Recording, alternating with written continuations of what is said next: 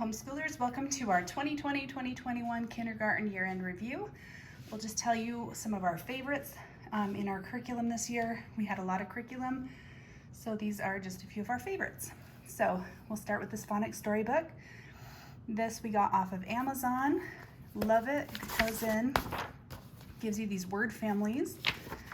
You read a story using the word families in each of the sentences, and then at the end there are words that you learned in the story that are part of that word family that you will trace, and then there is an activity that you will also do relating to that word family. We really like this book, one of our very favorites. Also, this reading lesson book was really great. You go in, there's a lot of really simple words, sound out words. They introduce just a new concept every once in a while, which is perfect for beginning readers. I believe we got to learning the TH sound and learning a little bit about dropping the E on words like come. So this was a really great book. We got about a third of the way through on this one, and we will continue that next year as he continues to improve in his reading. So this year we did a lot with letter recognition and writing. So making sure that he really knew his letters and what sounds they make and how to write them. So we did a lot with handbook writing practice. And I'm not sure we actually even started this one, but we had a lot of different books.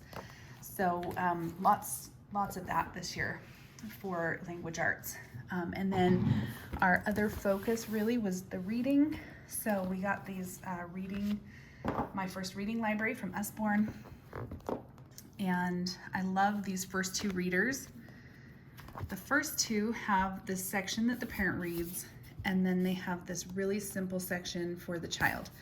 What I like about this is that particular section that they're reading, first of all, they're written larger for the kid to be able to easily see, and they're words that they can sound out and not have to have memorized and not have to know certain phonics rules to read.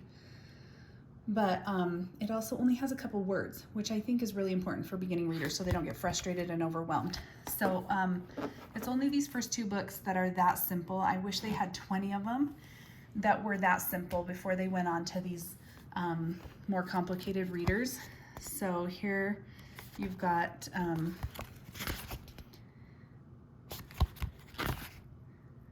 these sentences that I think at this point they expect the child to be reading more of this themselves.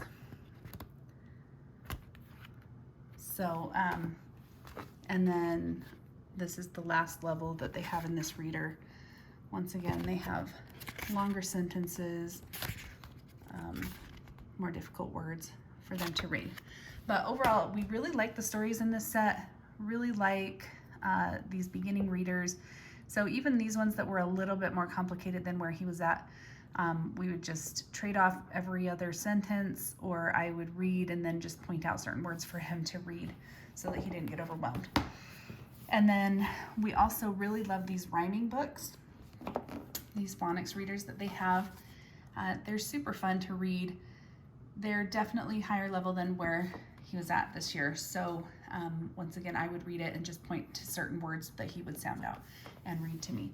So we did focus mostly on sounding out words this year instead of doing as many sight words. We learned a few basic sight words, but we'll do more with sight words next year. I just really wanted him to have the foundation of knowing how to sound out a word. So that is what we focused on this year in our language arts. So those were our favorites. Moving on to math, we really like this Count to 100 book from Usborne. One of the things that we like about it, once you get to 10, it's a big book, so it's kind of hard to show the entire thing at once, but then they start to count by tens every page. And one thing that I really enjoy is they have these groupings of 5. So it's really easy to teach multiple concepts in this book. You can teach counting by 1, go through and count each individual animal. You can count by tens, just counting each page, going up by 10 every time. or you can count by fives, as they have all of these different pages with groupings of fives. And then they also have pages like this where you can count by tens just on that page. So you've got 10, 20, 30, and then you go from there. So love this book, fun pictures, great counting resource. So if your child is still working on learning their counting, I highly recommend this book. Our main curriculum this year was Matthew C. We had a couple different workbooks that we were using. Matthew C, we got about a third of the way through this one, and did a lot of other work in other things, including, once again, a lot of tracing of numbers. So we got a lot of number books to make sure he knew his numbers, knew how to write them. So he's pretty proficient at that at this point. And we will continue with this primer book next year to finish the concepts that he didn't learn yet, as well as getting him another curriculum to continue to go further. So one of the things we love about Matthew C are these manipulatives. I love, especially in value, how they teach how tens relate to these hundreds and relate to the ones. So it's a really visual way to understand value and addition and subtraction as well. Although for addition and subtraction of these basic addition that they're learning at this age, I really like these because they're these nice large blocks. You can do color concepts, you know, where you have 6 white blocks and you add 4 yellow blocks. How many blocks do you have now?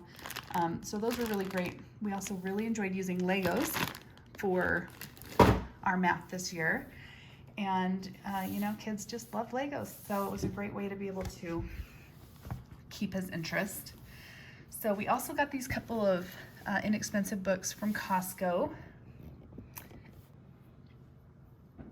What I love about these books are that they go in and they teach some of the other concepts that you don't get in your core curriculum. So there is a lot of core curriculum stuff in here too. As you see, we did a lot of them in other books, so we didn't necessarily do those in this book. But one of the things we really like are some of these other things, like here, where they say how many objects are in each row. Write the number on the lines and then color that many squares next to it.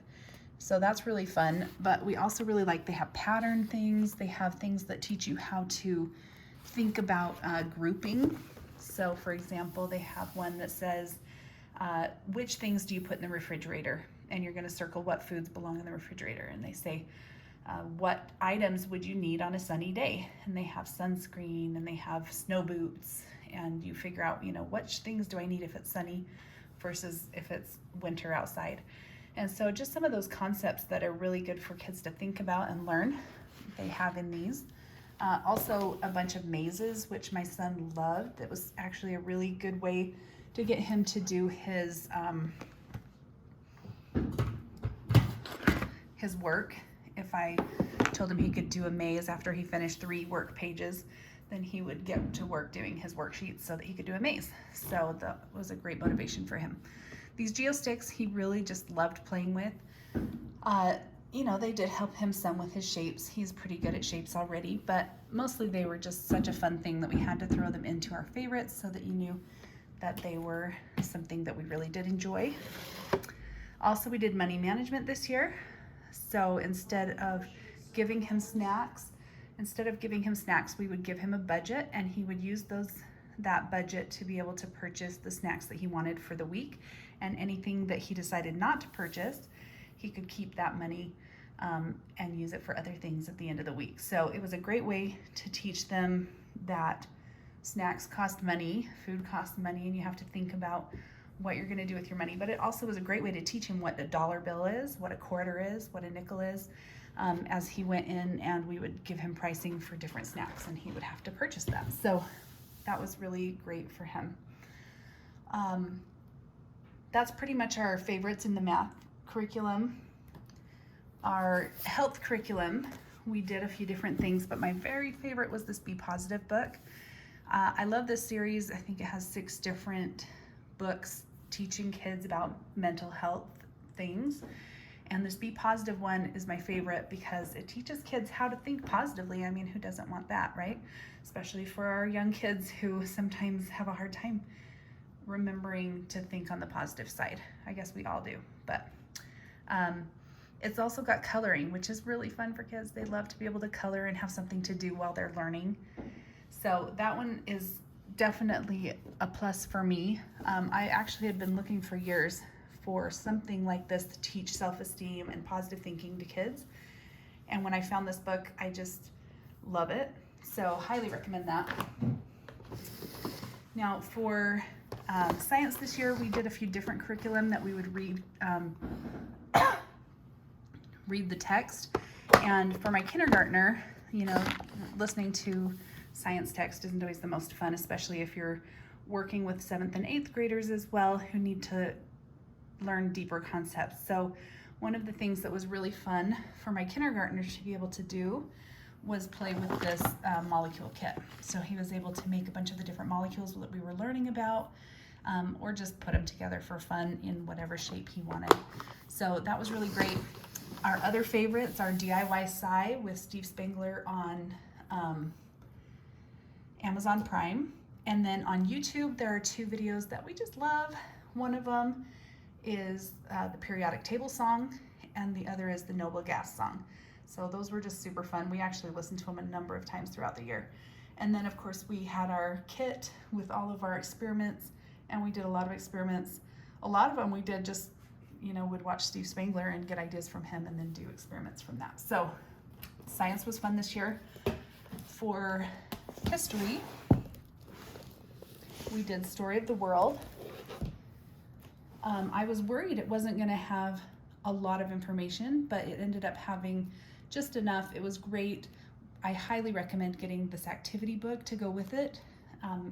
It's just so much more fun to be able to feel like you are a part of history by, you know, writing in hieroglyphics or building a castle out of Legos, or, you know, just the different things that we would do. They have a few where they have recipes for food from that country at that time. And so just super fun. It also has a lot of other resources if you want to delve deeper into that history. So highly recommend that. I definitely recommend the book on CD with this so that you can listen. We actually would listen and do activities at the same time. Super fun. Markers. These I highly recommend for anyone who has a kindergartner in homeschool. Having the variety of things he could write with, so it wasn't just always a pencil or a pen. He had a marker. He could choose his color every time. Was really great.